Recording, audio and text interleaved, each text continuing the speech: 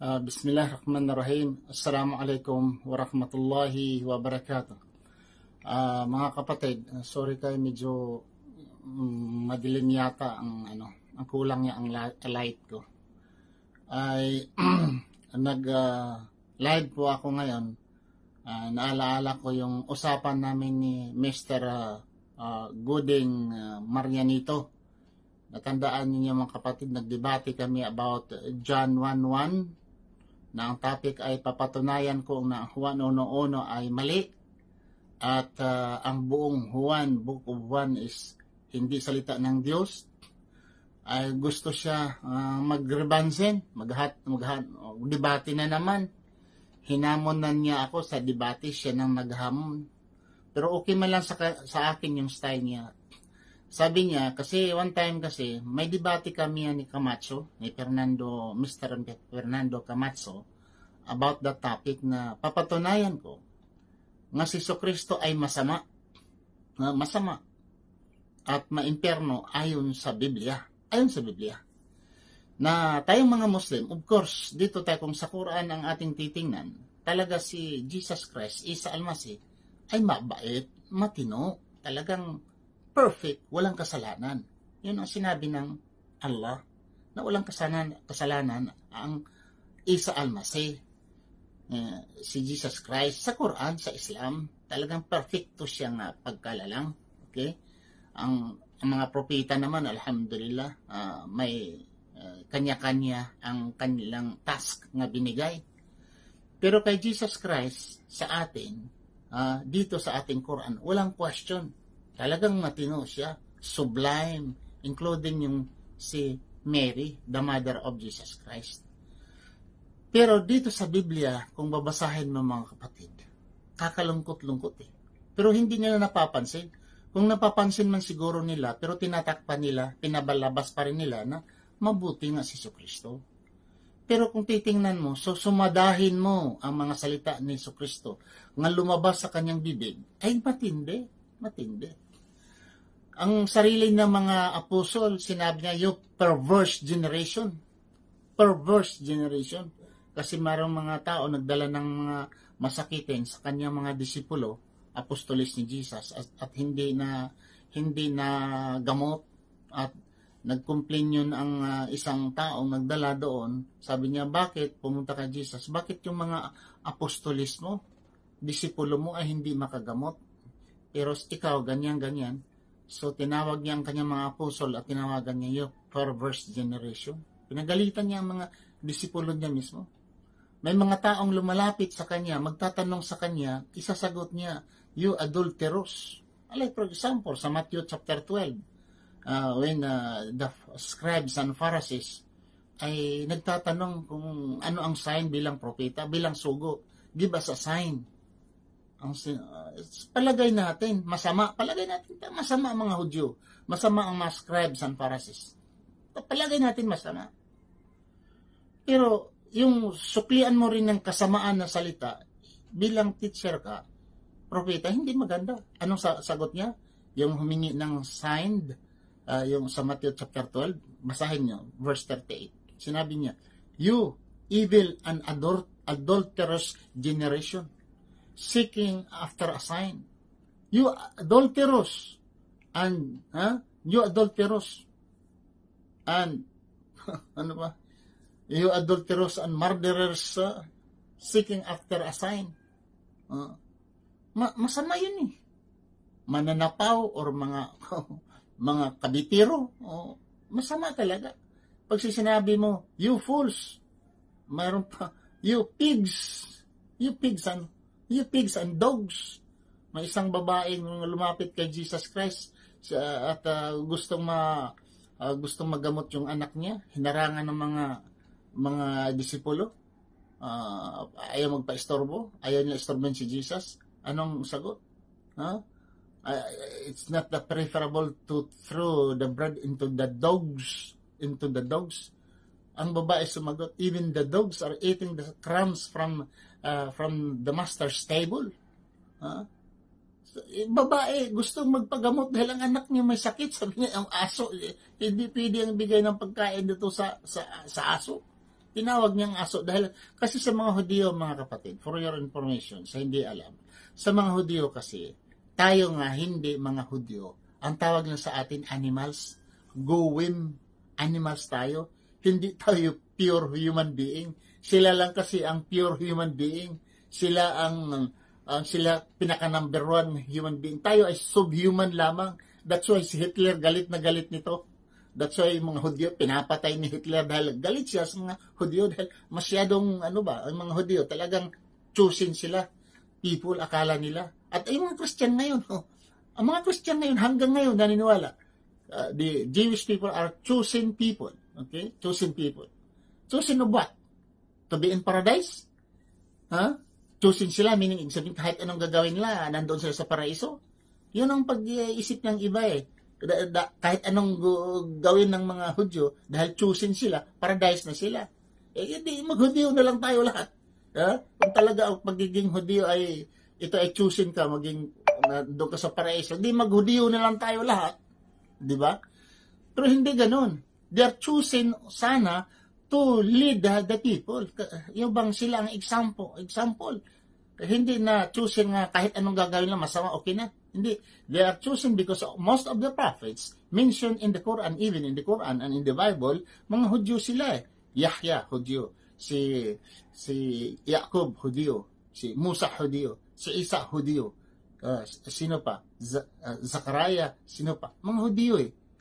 So, pero itong pinipili sa kanila bilang most of the prophets galing sa kanila, not because they are entitled to paradise already. No. Ang ibig sabihin na they are choosing na ang mga tao, mga Israelites, they are the leading people to be an exemplar. Sana sila ang ideal ng mga tao. Pero hindi. Ngayon, kalokohan number one nga, kalokohan, tingnan mo ang mga Palestinian. Kinuha yung lupain ng mga Palestinian, mga Muslim, kinamkam nila, nawala sila sa mapa. Hanapin nyo sa mapa, Palestinian maps. Anong taon nawala? At ang Israel ay hindi ito estado mula pa kay Jacob. Hindi. The Israelites were in the beginning, lahi, tribo. Hindi ito bansa. Dahil ang bansa na Israel, naging bansa lamang ang Israel, State of Israel, in 1948 during the Ben Gurion Mandate. Ang British ay talagang siya ang nangugat, lumalakas na ibalik ang mga Israelites, bigyan sila ng state in the heart of Palestine. That's why ang mga Arabs, nangyari ang mga war of the Arabs against the Israelites dahil galit sila by the force of tinatawag pa ng World League. I think World League Association ba yun? World League pa ang tawag noon. Hindi pa yung tinatawag na United Nation. World League ang tawag noon. So 1948 lamang. So, ang mga salita ng mga Hudyo, grabe matindi para sa atin ng mga hindi mga Hudyo. Hintil, hayop tayo sa kanilang paningin. So, yun bang tama? Si Kristo, tingnan mo kahit sa Biblia niyo, sa Biblia niyo. Yung mga buang kayo, you fools, buang, blinds. Imagine, sasabihan mga tao, bulag ka. Di ba yung ikaw ngayon na, magtanong ka, sabihin ko naman, masama ka. Hindi mo sabihin natin, masama kang tao. Alam ko na masama kang tao. Lalapit ka sa akin, nagtatanong ka. Pwede ko bang sabihin, hoy, magnanakaw ka? Masama eh. Suppose magnanakaw. Hoy, karinyusa ka, magnanakaw ka. Ano ka? Kabitero ka, marami kang kabit. Masama eh. Supposing isang drug addict lalapit sa iyo. May pangailangan sa iyo, isang drug addict. Palagay natin ay magtatanong lang drug addict. Tapos, sabi mo, oy, drug addict, anong gusto mo? Masama, di ba? Ang mga Pharisees, ang Hudyo, pag lumapit kay Jesus Christ, although sabihin natin na talagang masama sila, pero ipamumukha mo, isang prostitute, example, burikat, paro-paro, lalapit sa'yo. Tapos, hiramban ng pera, magtatanong ba, sir, kailan ka aalis, sir? Kasi gusto kong sasakay, sir. Pwede ba akong makasakay sa sakyan panghits ako, papunta doon, sir? Anong oras? Pwede ko bang sabihin, hoy, burikat, huwag kang magtanong sa akin. Pwede ba yun? Isang burikat, isang prostitute, nakikiusap sa'yo, sasakay ng sasakyan mo dahil magpahatid sa lungsod, dahil papunta din siya sa lungsod. Ang isang burikat, nagtanong sa'yo, anong oras ka alis, sir? Burikat, bakit na nagtanong ka sa akin? Ay, hindi maganda. Hindi maganda, kapatid. Si Jesus ganun eh. So may debate kami mga kapatid ngayong Pizza 3 ng Oktubre. Tuesday, Martes ito, next week Martes, may debate kami. Ako ang hinahamon ni Mr. Gooding Marianito. Very nice, alhamdulillah. I like him sa debate dahil medyo kontrolado niyang yung hindi siya bastos na kausap. Although hindi naman na perfecto ang isang tao sa debate through emotional pero at least ito si Mr. Gooding, I appreciate him like Camacho, I appreciate them. Okay, decent ito sila makipagdebate. Fernando Camacho, pero itong mga iba dyan, mga debatedor nga talagang halata nang babaliin yung matuwid na baliin, baloktutin pa, ay hindi maganda. So may debate kami ni Mr. Gooding Marianito this coming October 3. Please mga kapatid, ilista nito nyo, ilagay nyo sa inyong inshallah, sa inyong cellphone, lagyan nyo ng alarm. Most probably mga alas 8 ito ng gabi sa Smarties, mga kapatid. Siguro nandyan na kayo sa bahay, mga alas 8 or mga ipalagay natin ba 7:30, nandyan na kayo sa bahay. Philippine time po yan mga kapatid, Philippine time na may debate kami this coming October 3, okay, 2023, taon na ito inshallah. So kung may mga inshallah mga kapatid namin na interesado sa debate, pwede niyo itong i-share mga kapatid, imbatihan natin sila. Tingnan ko muna dito, baka mayroon ditong nagtatanong or mayroon ditong umuusok ang tainga. Minsan naman ang mga kaper ay kahit anong sa salita mo, talagang uusok agad. Makita lang yung mukha ni Ibrahim na may balbas, ay umuusok na yung damdamin nila kasi mukha daw kambing. Assalamualaikum warahmatullahi ta'ala wabarakatuh. Waalaikumsalam warahmatullahi wabarakatuh. Si Mac Hajim, J. Milyares, brother, kumusta ka diyan? Sa Saudi Arabia. Okay, sino nawala? Itong mahirap Okay, sino pa? Okay. Ever Ustad po, Ustad, na maulit ang debate nyo doon sa Boulevard para live po. Wala, aywan ko. Inshallah, maghanap ako ng kadebate na doon sa Boulevard, inshallah. Itong ginagamit ko, alhamdulillah, ito ay cellphone lamang. Alhamdulillah, maganda pala. Bandang huli, itong mga camera, mawala na itong mga camera siguro. Yung mga DSLR, mawala na. Dahil ginagamit ngayon, mga cellphone na ang ginagamit sa recording, alhamdulillah. So, yun lang ho, mga kapatid, ang aking masasabi. At salamat ho sa nagbigay ng stars, nagbigay ng padala sa GCash. Salamat po sa inyong lahat, mga kapatid. At number 1 ho, din sa nagsishare, inshallah. I-share ninyo ito para makakuha kayo ng the same reward. Kung ano man ang reward sa nagsasalita, we are sure also, alhamdulillah, sino mang nag-share, makatanggap din kayo sa the same reward. At itong pagdidebate natin, paglilecture natin, inshallah ito ay makapagpatatag sa ating paniniwala bilang mga Muslim. Dahil marami hong mga Muslim, bagong Muslim, yumakap sa Islam, medyo kulang-kulang pang ho ang kanilang iman. So by way of debating, makikita nila paano tayo makipag-debate, paano natin maipresenta ang ating relihiyon, makadagdag ito sa iman sa mga baguhan ng mga Muslim. Another thing, mga kapatid, itong style ko nga medyo sabihin man nilang talagang manghang, offensive magsalita. Ganito na ako dahil sila mismo rin naglikha sa akin na maging offensive. Dahil kung hindi offensive, tingnan mo yung mga comment nila. Mga Kristiyano mag-comment, tingnan mo mga comment nila. Talagang matulis magsalita, manghang magsalita, paulit-ulit na tinatanong, paulit-ulit na natin sinasagot. Ano ba ang Blackstone? Ilang beses na yan tinatanong. Ilang beses na natin yan sinasagot. Imposible na hindi nila nakikita. Yung issue nila nga, ang Prophet Muhammad sallallahu alaihi wasallam, rapist, pedophile, ilang beses na yan sinasagot, ay hindi pa rin sila makakarinig. Ayawan ko ba, kung sasabihin natin na ang Blackstone ito ay monumental landmark ito sa mga Muslim sa Middle East, dahil ang mga Muslim sa panahon ng Hajj at Umrah ay pumupunta doon, so landmark lang ho itong Blackstone. Wala pong nagsabi dyan, Blackstone, tulungan mo ako, sana may nobya ako, nga perti kataho mga nobya, Blackstone, buligan mo ako, ay nga ma-increase sweldo ko, Blackstone, why gigahambal sina mga Muslim mo? Oh? Why gid isa maskin sa kabilog, yung nga Muslim, gapangumuyo, daw ginahambal niya nga, Panginoon, buligi ko, Panginoon, nabato ng Blackstone, buligi ko ay, ha? Nga hindi ko malabo kaaway ko. Perti na gito ka bagis-bagis man, perti to ka sotel tong tong demonyo ko nga kalaban, buligan mo ako Panginoong bato nga itim, agud hindi ko siya malabo. Wala namang Muslim na ganun nagdarasal sa Blackstone Blackstone, tulungan mo ako maka-abroad.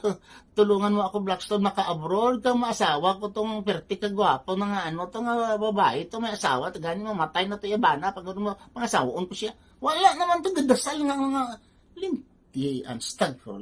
Walang ganun Ang topic pala nga aming tatalakayin, mga kapatid, sa aming debate ngayong Martes, Pizza 3, ang aming debate ay papatunayan ko nga si Jesucristo ayon sa Biblia, siya'y masama, siya'y maiimperno.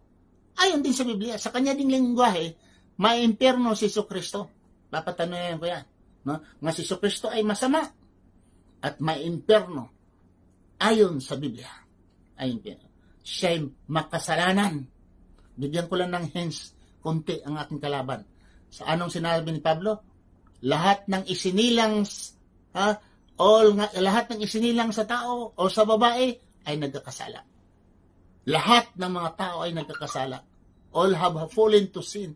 Dahil anak tayo ni Adam at ang unang tao nagkasala at lahat tayo ay nagkakasala. Sabi ni Paul, hindi naman sinabi niya except Jesus Christ. Wala namang sinasabi. Sinasabi ni Paul, lahat ng mga tao ay nagkasala. Dumating ang kamatayan dahil sa kasalanan. Namatay si Jesus. Di nagkasala rin siya. Di ba? Sabi ni Paul kasi, ang kamatayan ay pumasok dahil sa kasalanan. Death is the wages of sin. Wages ang kapalit daw sa pagkakasala ay kamatayan. If there is a law, there is a sin. Better to live without the law. Yun ang kay Paul. So, si Jesucristo, kung babasihan natin, salita mismo ni Jesucristo, bakit? Sabi ni Jesucristo, sino magsabi ng buang, mapasa imperno ang magsalita ng buang. Ilang beses siya magsabi ng buang. Oy, Mr. Coding, hanapin mo sa anong sinasabi ni Jesucristo. Sino magsabi ng buang? Full.